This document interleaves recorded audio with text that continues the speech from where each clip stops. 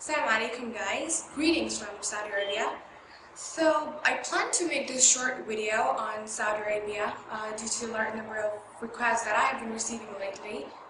Saudi Arabia is a country where much of the landmass consists of desert, and this makes it the most challenging country to be in. It is not only challenging because the weather conditions are extreme and we're always dying for water, but also because it proclaims that the Quran is the constitution of the country, which is governed on the basis of Sharia law. Due to these activities being held in Saudi Arabia, it could never be called more than a desert, with a few men beating women here and there. Now, Saudi Arabia is known for its women oppressing properties by not letting them study, not letting them use the internet, not letting them enjoy life, keeping them behind the wheel, suffocating them, the list goes on and on. And for men, they're just known for being very violent and oppressive towards female.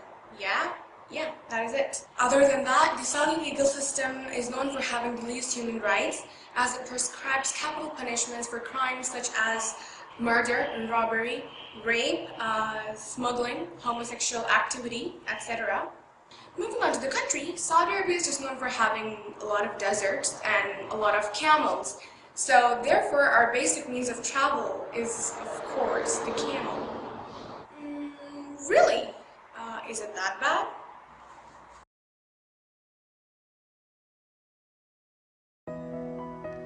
The Kingdom of Saudi Arabia, commonly known as Saudi Arabia, is the largest Arab country of the Middle East. It has an estimated population of 28 million. Saudi Arabia's economy is largely oil-based, with strong government controls on most economic activities. Saudi Arabia is the world's largest exporter of petroleum and the second largest producer of crude oil. It is a rich country, strictly adhering to Sharia law, and therefore is a tax-free country. This makes Saudi Arabia financially the most attractive, safe, and stable country to be in. There are over 8 million migrants from countries all around the world, including non-Muslims. Although Arabic is the official language, English is widely spoken by residents. Saudi Arabia is known as the birthplace of Islam. The kingdom is sometimes called the land of two holy mosques, in reference to Mecca and Medina. So this is a little bit of what Saudi Arabia looks like.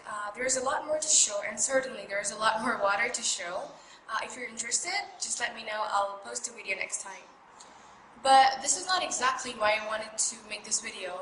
I'm making this video to remove a lot of misconceptions that many non-Muslims are having, or even you can say Muslims are having towards Saudi Arabia, who just like to speak whatever they hear or whatever the media tells them. For those of you who do not know me, I'm born and raised in Saudi Arabia.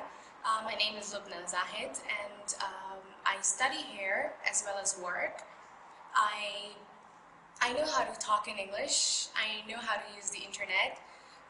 Am I oppressed? No, I'm not. Have I traveled? Yes, I have certainly traveled, and therefore I can make a comparison between other countries and Saudi Arabia. I've been receiving a lot of emails lately saying that Saudi Arabia is a very barbaric and oppressing country towards female. Well, Saudi Arabia is not the perfect country, and so isn't any country perfect. But for a Muslim, I think there's no other better, safer, and tension-free country to be in. There is a lot to talk, there is a lot to tell about Saudi Arabia, but I think that I just have 10 minutes and I won't be able to cover all topics. But I'm going to try to cover the main topics, the main emails that I've been getting over and over since 6 months or more again. Number one criticism that Saudi Arabia usually gets is lack of freedom. Human rights have repeatedly expressed concern regarding lack of freedom in Saudi Arabia. Now, to begin with freedom, you must first realize that for a Muslim, the word freedom does not have a similar meaning that you see in the Oxford Dictionary. Islamically, freedom is to be free from the slavery of this world, from the slavery of this society, the culture, the peer pressure, etc., etc. We believe that it is not the society which keeps the standards of being identified as beautiful or ugly, open-minded or conservative, poor or rich, etc., etc. But it is actually God who has the right to keep such standards and not the society. This in the eye of a Muslim is eternal freedom. So, number one point is Saudi Arabia has freedom. freedom which is Islamically correct, not secularly. We do not believe that wearing what you want to wear or doing what you want to do is freedom. But being completely yourself is actual freedom. And hello, if you're wearing immodest clothing, it's not because you're doing it out of freedom. It's because you are a slave to your society. You believe that what the society keeps is actually the truth. If the society is telling you to be immodest, you will be immodest. If the society asks for modesty, you will accordingly be modest. But that's like being very narrow-minded. You actually are restricted only to your society. You cannot think anything ahead of that. And this is the idea Saudi Arabia runs on. You do not find cinemas here, you do not find clubs here, because all these things are nothing other than fantasy. They do nothing other than brainwashing you and making you feel ugly if you do not have what they portray. You see, Saudi Arabia is a very practical country. It is better that they spend their money on something useful other than making fantasy materialistic houses for people which are nowhere close to reality.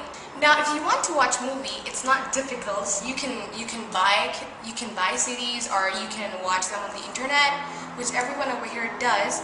But you just don't have fantasy houses where the society gets together and being more and more materialistic day by day. Another big issue is the hijab, abaya, modesty as a compulsion and not choice.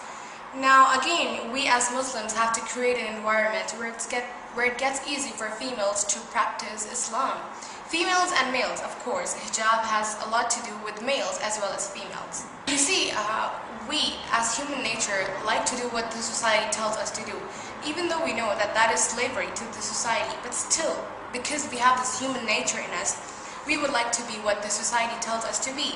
So, in a way, Saudi Arabia keeps modesty so that it's easy for females to be modest, you know? Because if your society is gonna tell you to be immodest, you will be it. If it demands modesty, you will be it. So, you know, in a way, Saudi Arabia has made it really easy for females to practice Islam. And females especially have the nature to compete with other females. So if there is no competition, it becomes really easy, you know, as a woman to follow Islam. So I personally think that Saudi Arabia should always keep up with these laws, whether females like it or not. Well, if they don't like it today, they might realize it later on in life and they might be thankful to Saudi Arabia. If a kid does something wrong, do you just let the kid be on their own? No, keep on correcting the kid until the kid learns and realizes his mistake. Okay, so one interesting article that I recently got was regarding Saudi females who strip dance in the privacy of their room in front of webcams. And according to the critics, it's because of frustration, it's because of oppression that females get so frustrated and stressed out of their oppressed life that they go in their room and do all this crazy stuff. You know what? For Muslims who are blind, these kind of articles are a straight yes, yes. But for people who like to think, who like to reflect, will realize how stupid these articles are. Because there are still fewer women who strip down in front of the camera and wear hijab while they go out than the half-nude so-called freedom lover females. You don't really need to be very intelligent to think that way, but it's very simple. For every 5% of Saudi females doing this, there's going to be another 50% of non-Muslim females who are doing similar things or even worse. So, you know, let's just cut out these points that hijab is doing this to females and it's doing that and they're getting frustrated and they're doing all this nonsense stuff. So are they even doing it out of frustration? I don't think so. Number 3, women not having the right to travel alone. Well, let this be a joke, please. I've traveled a lot with friends. I see hundreds of Saudi females traveling alone with friends. So let's just cut that out. So in the end, I'd just like to, I think my time's even up. So yeah, in the end, this last point I'd like to say is that for sure I'm gonna get an email after this video if I do not say the following point. What has Saudi Arabia got to offer for non-Muslims?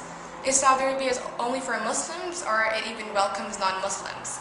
Well, yes, Saudi Arabia certainly does welcomes non-Muslims. Saudi Arabia has specially designed some amazing compounds whereby they provide the exact kind of society that you are going to find in your place, or even better with reference to luxury and high standard living.